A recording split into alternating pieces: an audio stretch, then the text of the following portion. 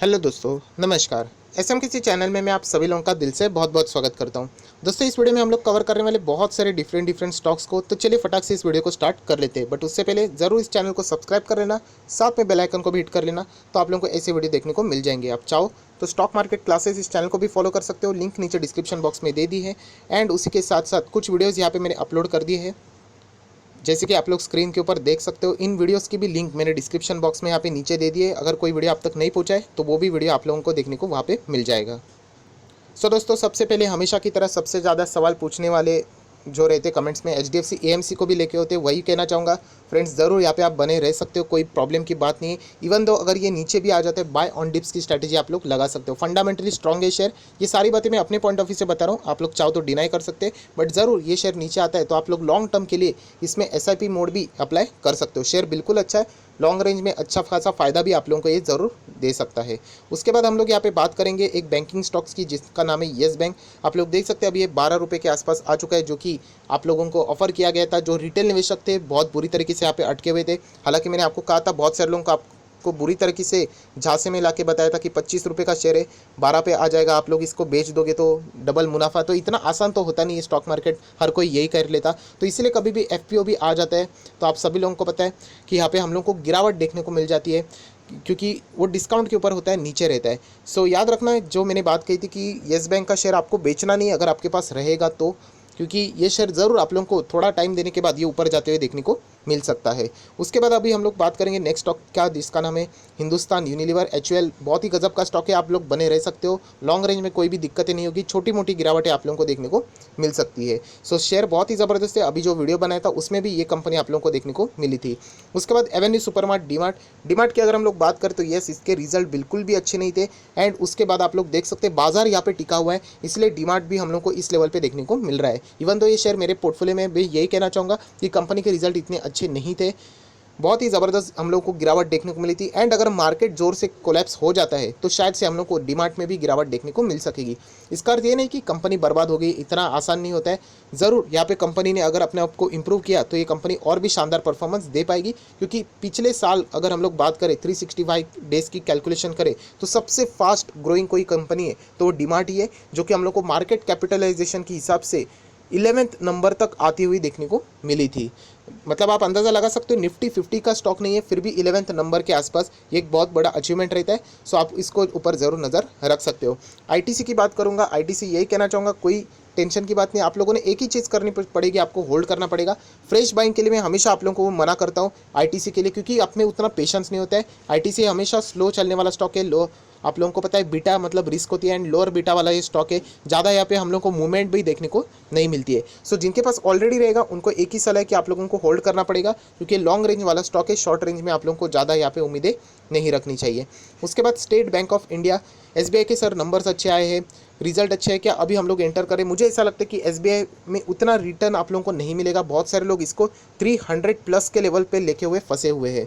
अगर हम लोग कंपेयर करें बाकी बैंक्स की तो अच्छा खासा रिकवरी देखने को मिला, बट एसबीआई अभी तक हम लोग को उसी लेवल पे देखने को मिलता रहता है। सो बैंक खराब नहीं है, डूबेगी कभी भी नहीं, सरकार का बैकिंग रहता है, लिक्विडिटी चाहे जितना मिलेगी, बट आपका जो मोटिव रहता है स्टॉक मार्केट में आके रिस्क लेके पैसा कमाना, वो शायद से एसबीआई के शेयर होल्डर्स के साथ उतना हम लोगों को फुलफिलमेंट होते हुए देखने को नहीं मिलता है। तो इसीलिए एसबीआई का शेयर मैं हमेशा कहता हूँ कि अगर आपको पीएसयू में ही कोई स्टॉक खरीदना है तो आप एसबीआई खरीदो। अगर आप बैंकिंग स्टॉक के लिए जाते हो तो शायद से प्राइवेट बैंक्स आपको अच्छे खासे रिटर्न दे पाएंगे compare to the PSU bank. So ये चीज़ आप लोगों ने जरूर नोट डाउन कर लेनी चाहिए।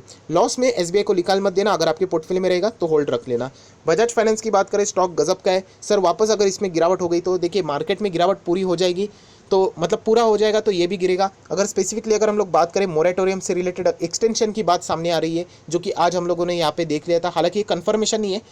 6 तारीख को हम लोग को सारी चीज़ें कुछ समझ में आ जाएगी। एमपीसी की जो मीटिंग है उसका फाइनल जो डे रहेगा डिस्कशन से रिलेटेड, डिसीजन से रिलेटेड, वो 6 तारीख को देखने को मिलेगा। बट यूजुअली सिचुएशन को देख के शायद से मोरेटोरियम एक्सटेंड हो जाए, एंड अगर ऐसा हो जाता है सो लेंडिंग कंपनी जितनी भी है, बैंक्स हो, एनबीएफसी हो, फाइनेंशियल सर्विसेज की कंपनियां, उनमें हमको गिरावट देखने को मिल सकती है। हालांकि इसका अर्थ ये नहीं कि कंपनी बर्बाद हो गई, क्योंकि यही स्टॉक जो था कि 1600 के करीब आके आज हम लोगों को 3500 तक भी देखने को मिला था। मतलब जैसे निफ्टी अच्छा परफॉर्मेंस देगा वो स्टॉक भी आपको उसी रफ्तार में भागते हुए देखने को मिल सकता है। उसके बाद हम लोग बात करेंगे केमिकल सेक्टर का दिग्गज स्टॉक नेवेन फ्लोरिंग इंटरनेशनल लिमिटेड। बहुत सारे लोग पूछ रहे सर आपने 1400 के आसपास खरीदा था, क्या अभी भी आप लोग इसको बाय करो? येस, मैं ज़रूर बाय करता हूँ। मेरा जो नज़रिया होता है लॉन्ग टर्म का होता है।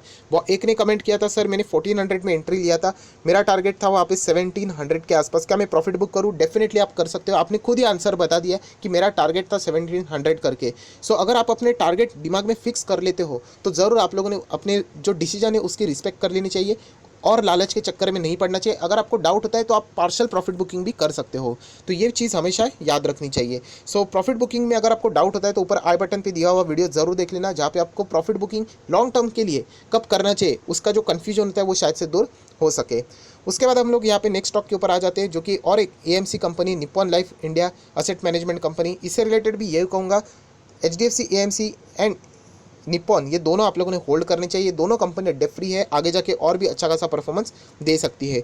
रुचि सेवा की बात करें तो वही सिनेरियो आप सभी लोगों को बताया, आप लोग नीचे देख सकते हो 5% का अपर सर्किट के साथ साथ वापस लोअर सर्किट हम लोग को देखने को मिल रहा है। जब तक ये कंपनी में प्रॉपर ट्रेडिंग शुरू नहीं होती है, बीच ट्रेडिंग शुरू हुई थी। मैं आपको अगर चार्ट पैटर्न दिखा दूँ तो आप लोग अंदाज़ा लगा सकते हो। यहाँ पे हालांकि इतना देखने को नहीं मिल रहा है, हाँ अभी आप देख सकते हो यहाँ पे। बट जब तक कंपनी प्रॉपरली ट्रेडिंग में शुरू नहीं होती तब तक यहाँ पे रिटेल निवेशकों ने एंट्री नहीं करनी चाहिए, वरना जो ऑपरेटर रहते रिटेल निवेशकों का पूरा पैसा लूट लेंगे। बहुत लोगों को मैंने बता दिया फिर भी वो सुनते नहीं है, शेयर इतना भाग रहा है उतना भाग रहा है। शेयर देखिए आपको हमेशा अपॉर्चुनिटी मार्केट में मिलती रहती है, ऐसी कोई बात नहीं आज रुचि से है कोई कल और दूसरा स्टॉक आ जाएगा। बट आपका पैसा गया तो एक बार गया तो फिर वो वापस मिलना मुश्किल हो जाएगा, इसीलिए नोशनल लॉस चल जाएगा, एक्चुअल लॉस नहीं होना चाहिए। सो रुचि स्वयं में भी यही कहूँगा, जल्दबाजी महंगी पड़ सकती है, अभी भी वहाँ पे कंट्रोल करने के लिए आप लोगों ने नहीं जाना चाहिए।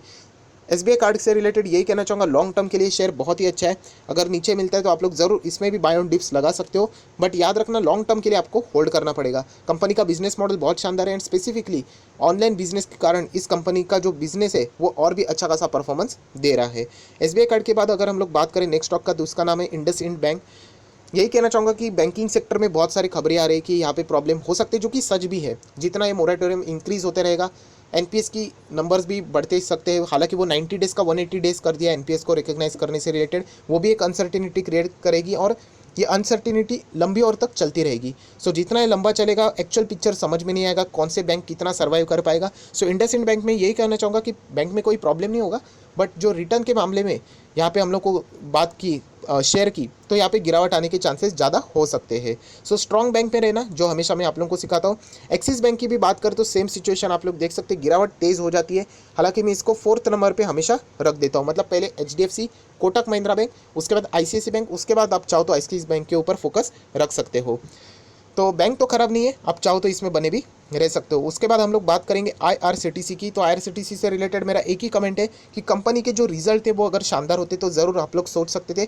फिलहाल कंपनी को एक ही न्यूज़ बचा सकती है मतलब गिरने से, तो वो है प्राइवेटाइजेशन से रिलेटेड, क्योंकि बीच में जो आप लोगों ने देखा था प्राइवेटाइजेशन से रिलेटेड जो प्राइमरी मीटिंग चल रही थी वहाँ पे आईआरसीटीसी ने ही यहाँ पे एंट्री ले ली थी। सो उसके बदौलत हम लोग को जंप देखने को मिल सकता है, वरना बैंक आईआरसीटीसी ने खुद ही यहाँ पे बयान दिया था कि आने वाले जो नंबर्स रहेंगे उनके वो बहुत ही डेंजरस हो सकते हैं, Q1 के हो या फिर Q2 के हो, एंड उनको नॉर्मलाइज होने के लिए Q3 का भी इंतज़ार करना पड़ सकता है। इसका अर्थ ये नहीं कि कंपनी बर्बाद हो गई, कंपनी खराब हो गई, बट येस यही कंपनी का शेयर अगर आपको बहुत ही सस्ते दाम में मिले तो हम लोगों ने ज़बरदस्ती भी कभी भी निवेश नहीं करना चाहिए। सो आईआरसीटीसी के बाद अगर हम लोग नेक्स्ट स्टॉक के ऊपर आ जाते तो आलोक इंडस्ट्री। वापस यही कहना चाहूँगा दोस्तों, यहाँ पे भी वही सिचुएशन हम लोग को बार बार देखने को मिलती है, ऑपरेटर्स बहुत ज़्यादा एक्टिव रहते हैं। इसका कोई गारंटी नहीं, आज ये शेयर 36 पे चल रहा है, अपर सर्किट लग रहा है, कल ये 360 भी जा सकता है या फिर 3.6 भी आ सकता है। ये अपर लोअर सर्किट वाले जो स्टॉक्स रहते हैं इनमें कोई डायरेक्शन नहीं होता है, कोई चार्ट पैटर्न आपको यहाँ पे प्रेडिक्शन नहीं दिला सकता कि कहाँ तक ये जाएगा।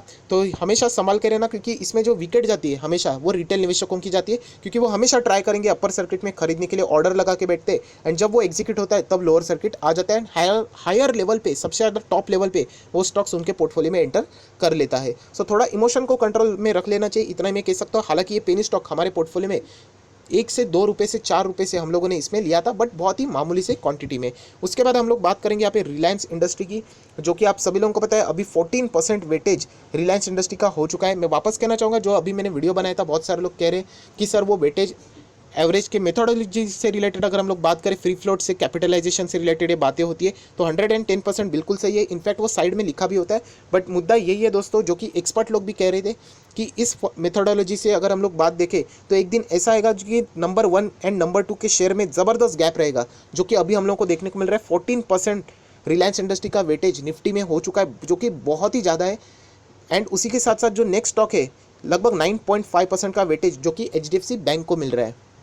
तो प्रॉब्लम ये हो चुकी है कि आप डिफरेंस देख लेना, लगभग 4.5% का डिफरेंस है। ये डिफरेंस जितना बढ़ेगा वो उतना घातक हो सकता है, क्योंकि पहले बोला जाता था कि निफ्टी 50 में 50 शेयर है, बट एक्चुअली 10 शेयर निफ्टी 50 को चलाते थे। बट अभी का सिनेरियो देख के हम लोग कह सकते हैं सिर्फ रिलायंस इंडस्ट्री एक शेयर काफ़ी है पूरा निफ्टी का चाल डिसाइड करने के लिए। अगर जैसे मार्केट शुरू होता है निफ्टी में, अगर हम लोग रिलायंस इंडस्ट्री में तेज़ी आती है तो निफ्टी में भी तेज़ी यहाँ पे आ सकती है। अगर इसमें ज़ोरदार गिरावट आ जाती है तो ये निफ्टी को भी नीचे गिरा सकता है। तो इसीलिए वो सिचुएशन क्रिएट हुई थी, जो कि बहुत सारे लोग एक्सपर्ट भी इससे रिलेटेड बात कर रहे थे कि कुछ ऐसा थोड़ा सा सिचुएशन एडजस्टमेंट ऐसा होना चाहिए कि जो वेटेज है उनमें जो गैप है वो ज़्यादा नहीं होना चाहिए। तो यही बात मैंने वीडियो में कही थी, जिसका डिटेल एक्सप्लेनेशन मैंने ज़रूर नहीं दिया था, बट जो कमेंट्स आ रहे उसका मैंने रिप्लाई यहाँ पे दे दिया, जो कि उनका बिल्कुल सही था।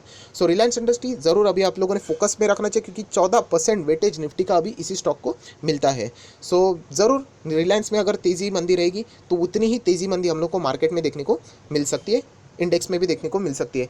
हैथवे केबल की अगर हम लोग बात करें तो सेम स्टॉक, इससे रिलेटेड मैंने बीच में भी सेम वीडियो बनाए थे कि ये अपर लोअर सर्किट में चलने वाले स्टॉक है। इसमें कोई आपका एनालिसिस काम नहीं करता है। अगर आपका लक कितना स्ट्रांग है अगर आपको देखना है तो ऐसे स्टॉक में आप लोगों ने किस्मत आजमानी होती है। अगर वो बन गया पैसा तो बन जाता है, अगर बिगड़ गया तो बिगड़ जाता है। इसमें कोई भी राय यहाँ पे ऐसी दी नहीं जा सकती। सो जब तक कोई भी कंपनी में प्रॉपर ट्रेडिंग नहीं होती है दोस्तों, याद रखना, तब तक आप लोगों ने नहीं फंसना चाहिए। जो पैसे का लालच होता है वो बहुत ही खतरनाक होता है। एक्स्ट्रा कमाओ ऐसा नहीं होता है, क्योंकि बराबर रिटेल निवेशकों को कैसे पकड़ना है ये यहाँ पे ऑपरेटर्स को पता होता है। एंड वो ऐसे स्टॉक, चाहे वो बिरला टायर क्यों ना हो, हैथवे केबल क्यों ना हो, ऐसे में ही हम लोग को ये सारी चीज़ें देखने को मिलती है। सो इतने बढ़िया बढ़िया स्टॉक मार्केट में पड़े, 7,000 से ज़्यादा कंपनी है, बट फिर भी रिटेल निवेशक कम पैसों के लिए ऐसे स्टॉक में इंटर कर लेते हैं एंड फंस जाते हैं।